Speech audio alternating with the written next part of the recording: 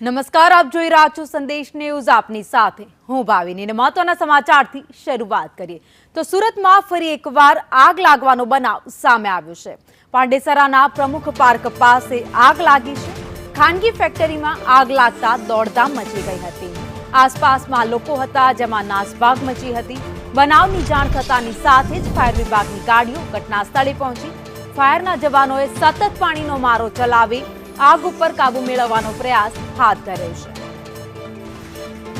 વધુ અપડેટ સાથે સંવાદદાતા જયેન્દ્ર પાંડે મારી સાથે જોડાઈ ગયા છે.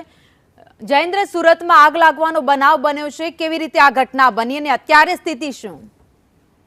જી ભાવિની, સુરત શહેરના જે પાંડેસરા અને ભેસ્તાન રોડ ઉપર આવેલ પ્રમુખ પાર્ક સોસાયટી છે તેના અંદર આવે ખાનગી મિલમાં જે છે આજે બપોરે 12:30 વાગ્યાની આસપાસ આગ લાગતા ફાયર વિભાગનો કાફલો ત્યાં દોડી આવ્યો હતો અને સાથે અફરાતફરીનો માહોલ પણ સર્જાયો હતો. પરંતુ ચાર ગેટની કુલ 8 થી 9 જેટલી ગાડીઓ બનાવ સ્થળે પહોંચી હતી અને ફાયરના જવાનો આગ ઉપર પાણીનો મારો ચલાવી કહી શકાય છે કે 1.5 કલાકના ભારે જહેમત બાદ આગ ઉપર કાબુ મેળવી લેવામાં આવ્યો છે. આ આગ ઉપર કોઈ પણ પ્રકારની જાનહાની થઈ નથી. જો કે આગ લાગવાનું ચોક્કસ કારણ હજી સુધી બહાર આવી શક્યું નથી. આભાર માહિતી માટે.